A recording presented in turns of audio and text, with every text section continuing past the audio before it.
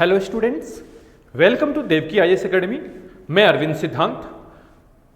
आज के इस वीडियो में मैं यूके ट्रिपल एससी के द्वारा असिस्टेंट अकाउंटेंट का जो पोस्ट आ रखा है उसकी मैं चर्चा करने जा रहा हूं, उसका डिस्कशन करने जा रहा हूं। इस वीडियो में हम जानेंगे कि असिस्टेंट अकाउंटेंट से रिलेटेड इंफॉर्मेशन कि क्या इंफॉर्मेशन गवर्नमेंट के द्वारा दिया गया है।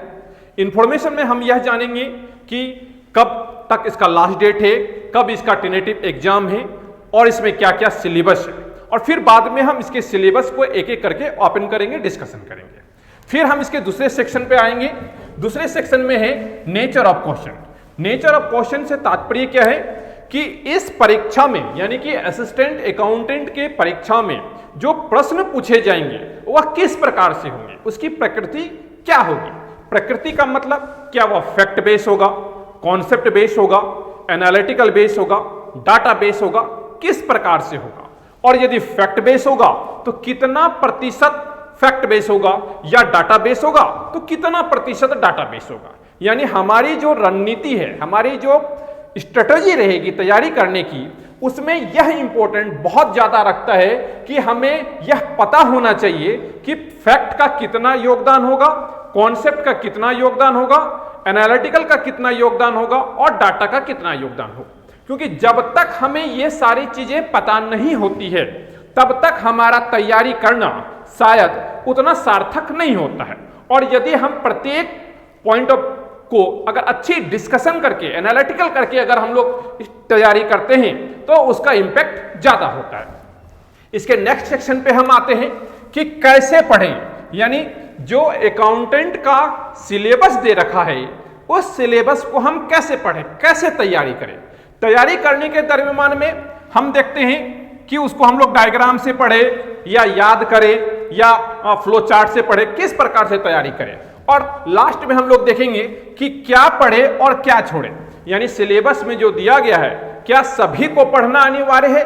परीक्षा के दृष्टिकोण से जो सिलेबस हमें दिया गया है वो सभी सिलेबस का अध्ययन करना आवश्यक है, अथवा इनमें से कुछ ज्यादा इंपॉर्टेंट है जो परीक्षा के दृष्टिकोण से प्रायः पूछे जाते हैं और कुछ का कम योगदान होता है, तो उसे हम लोग एवरेज सेक्शन में बांटकर देखेंगे।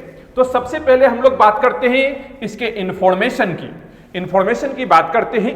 तो यह जो यूके ट्रिपल एससी के द्वारा जो पोस्टें आ रखी है उस पोस्ट का नाम है आपका असिस्टेंट अकाउंट, यानी कि सहायक लेखाकार।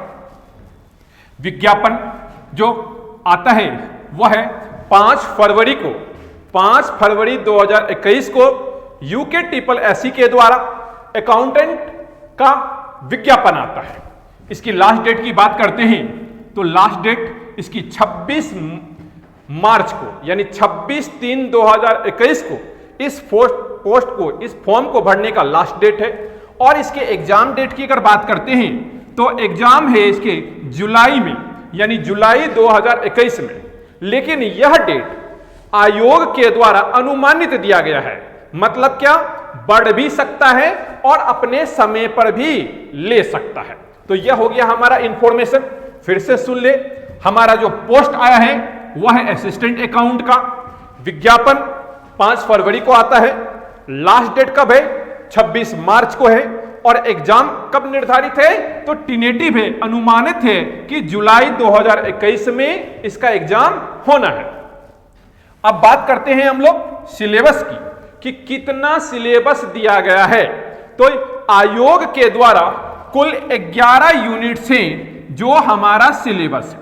अगर इस यूनिट की बात करते हैं तो पहला यूनिट में है आपका बुक कीपिंग एंड अकाउंटेंसी, दूसरा यूनिट है हमारा एडवांस्ड अकाउंटिंग, तीसरा यूनिट है हमारा कॉरपोरेट अकाउंटिंग, नेक्स्ट है आपका कॉस्ट अकाउंटिंग, नेक्स्ट है आपका फाइनेंशियल मैनेजमेंट, नेक्स्ट है आपका taxation, law and auditing, next है आपका फंडामेंटल ऑफ इकोनॉमिक्स, नेक्स्ट है आपका बिजनेस मैनेजमेंट, इसके बाद आता है बिजनेस स्टैटिक्स, उसके बाद का यूनिट है money, banking and financial institutions, और लास्ट का जो यूनिट है वो है बिजनेस कम्युनिकेशन।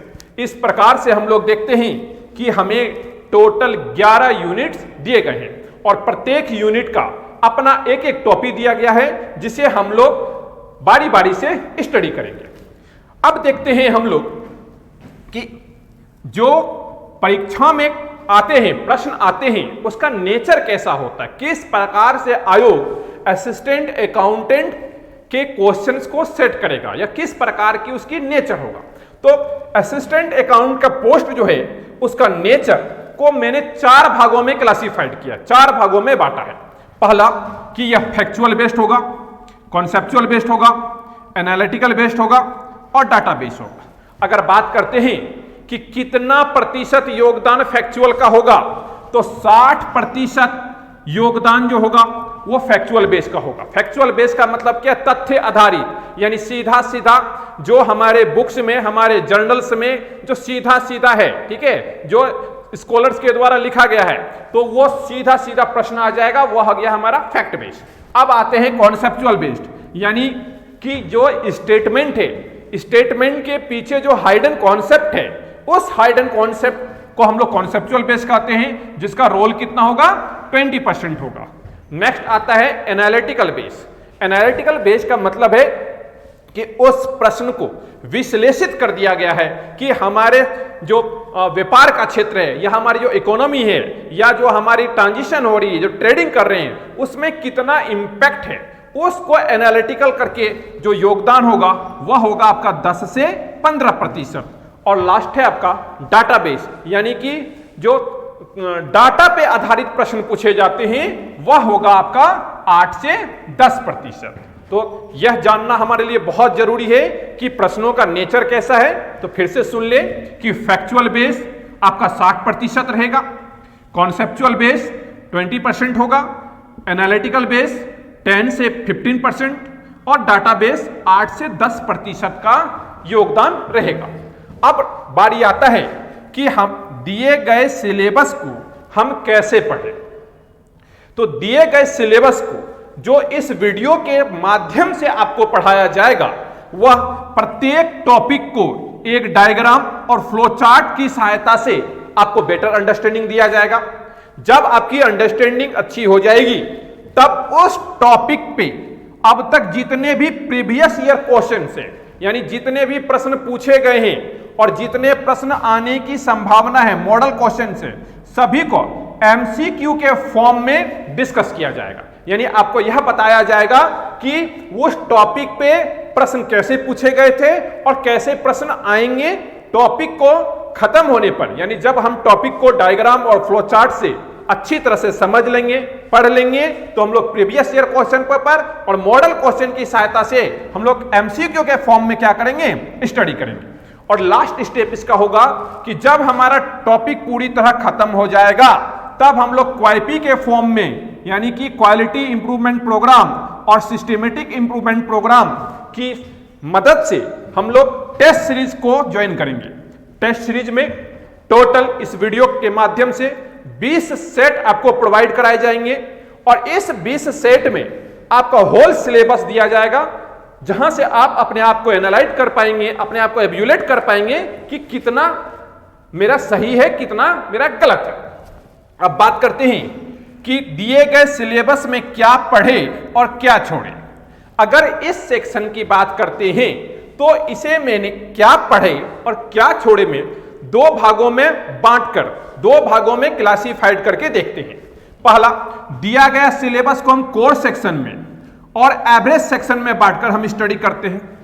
कोर सेक्शन का मतलब क्या है कि जहां परीक्षा की दृष्टिकोण से ज्यादा इंपॉर्टेंट है, यानी कि परीक्षा में उस टॉपिक से ज्यादा प्रश्न आने की संभावना रहेगी, उसे हम लोग क्या कहेंगे, कोर सेक्शन कहेंगे। और जहां परीक्षा में उस टॉपिक से प्रश्न आने की संभावना कम होगी, उसे हम लोग क्या कहेंगे, एवरेज सेक्शन कहेंगे। तो जो कोर सेक्शन होगा हमारा, उस पर हम लोग ज्यादा फोकस रहेंगे और जो हमारा एवरेज सेक्शन होगा उस पर हम लोग कम फोकस होंगे। अब बात करते हैं हम लोग सिलेबस की। सिलेबस को हम लोग ओपन करते हैं, एनालिसिस करते हैं कि कौन से यूनिट से, कौन से टॉपिक से, ठीक है, कि फैक्ट बेस्ड क्वेश्चन आएंगे, कॉन्सेप्ट बेस्ड आएंगे, एनालिटिकल बेस्ड आएंगे, या कौन सा यूनिट हमारा कोर सेक्शन है और कौन सा यूनिट हमारा एवरेज सेक्शन है। तो देखिए यहां हमने सिलेबस का प्रत्येक यूनिट यानी 11 यूनिट जो दिए गए वो हम लोगों ने लिख लिया है। यहां इस पार्ट में हम लोगों ने नेचर ऑफ क्वेश्चन को बताया है कि नेचर ऑफ क्वेश्चन का मतलब हो गया कि कौन सा फैक्ट बेस है हमारा, कौन सा कॉन्सेप्चुअल बेस है, कौन सा एनालिटिकल बेस है और कौन सा डाटा बेस है। जो फैक्चुअल बेस होगा उसे हम लोग एफ से रिप्रेजेंट करेंगे, जो कॉन्सेप्ट बेस होगा हम उसे सी से रिप्रेजेंट करेंगे, जो एनालिटिकल बेस होगा हम उसे ए से रिप्रेजेंट करेंगे और जो डाटा बेस होगा हम उसे डी से रिप्रेजेंट करेंगे। वहीं इसके तीसरे कॉलम में देखते हैं कि कौन सा कोर सेक्शन है और कौन सा एवरेज सेक्शन है, उनसे कोरिलेट करते हुए हमने सिलेबस को एनालिसिस कर रहे हैं। तो पहला यूनिट है आपका बुक कीपिंग एंड अकाउंटेंसी। ध्यान दे, बुक कीपिंग एंड अकाउंटेंसी। अगर बुक कीपिंग की बात करते हैं तो यहां नेचर कैसा होगा, तो ये कॉन्सेप्चुअल होगा और एनालिटिकल होगा। मतलब क्या कि बुक कीपिंग से और अकाउंटेंसी से फैक्ट बेस्ड प्रश्न नहीं बनेंगे, यहां पे कॉन्सेप्ट बेस्ड प्रश्न बनेंगे और एनालिटिकल प्रश्न बनेंगे। कैसा सेक्शन में डालेंगे, तो इसको कोर सेक्शन में डाल के हम लोग पढ़ेंगे। यानी कि इस टॉपिक को, इस यूनिट पे हम लोग ज्यादा फोकस होंगे क्योंकि परीक्षा में यहां से प्रश्न प्रायः पूछे जाते हैं। तो यह हो गया हमारा कोर सेक्शन। अब बात करते हैं हम लोग advanced accounting. Next unit advanced accounting. तो यह फैक्ट बेस और कॉन्सेप्ट बेस यानी एडवांस्ड अकाउंटिंग जो है हमारा, वहां पे कैसा प्रश्न आएगा, फैक्ट बेस आएगा और कॉन्सेप्ट बेस आएगा। कैसा सेक्शन होगा, कोर सेक्शन होगा। यानी यहां पर भी परीक्षा में प्रायः प्रश्न पूछे जाते हैं। नेक्स्ट है आपका कॉर्पोरेट अकाउंटिंग, यानी तीसरा यूनिट है आपका कॉर्पोरेट अकाउंटिंग।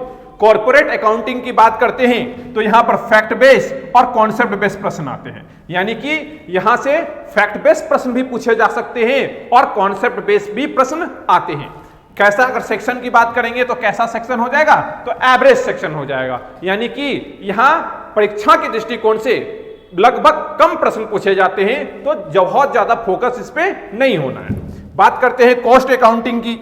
कॉस्ट अकाउंटिंग में जो नेचर होगा वह फैक्ट बेस भी होगा, एनालिटिकल बेस होगा और डाटा बेस होगा। सेक्शन की बात करेंगे तो कोर सेक्शन हो जाएगा, यानी कि फोकसों का स्टडी करना है। नेक्स्ट है आपका फाइनेंशियल मैनेजमेंट। फाइनेंशियल मैनेजमेंट की बात करें तो फैक्ट बेस और कॉन्सेप्ट बेस प्रश्न आएंगे, जबकि सेक्शन की बात करें हम लोग तो सेक्शन हमारा कैसा सेक्शन हो जाएगा, तो एवरेज सेक्शन हो जाएगा हमारा। यानी कि बहुत ज्यादा डेप्थ में स्टडीज का नहीं करेंगे। फिर आता है आपका टैक्सेशन। नेक्स्ट यूनिट जो है वो है टैक्सेशन, लॉ एंड ऑडिटिंग। यहां देखिए, टैक्सेशन से एंड ऑडिटिंग से बहुत ज्यादा इंपॉर्टेंट सेक्शन है ये। इसलिए यहां जो प्रश्न आते हैं वो फैक्चुअल बेस आते हैं और डाटा बेस आते हैं। यानी यहां एनालिटिकल टाइप के प्रश्न नहीं पूछे जाएंगे, यहां फैक्ट बेस्ड प्रश्न पूछे जाते हैं और डाटा बेस्ड प्रश्न पूछे जाते हैं। कैसा सेक्शन हो जाएगा हमारा, तो कोर सेक्शन हो जाएगा हमारा। यानी हमें टैक्सेशन वाले यूनिट को बहुत अधिक फोकस देकर स्टडी करना है। नेक्स्ट है आपका fundamental of economics. Fundamental economics की बात करें तो यहां पर फैक्ट बेस्ड प्रश्न नहीं उठाते हैं, बल्कि यहां कॉन्सेप्ट और एनालिटिकल बेस्ड प्रश्न उठाते हैं। और यह भी क्या हो जाएगा हमारा, कोर सेक्शन हो जाएगा। यानी कि इकोनॉमिक टर्म जो है हमारे और हमारे जो ट्रेडिंग से रिलेटेड जो शब्द है, वो शब्द इकोनॉमिक टर्म को हमें यहां पर क्या करना है, ज्यादा स्टडी करना है। और कुछ इकोनॉमिक लॉज हैं उन्हें हम लोग को स्टडी करना है, जो यहां पे कोर सेक्शन हो जाएगा आपका। फिर है बिजनेस मैनेजमेंट।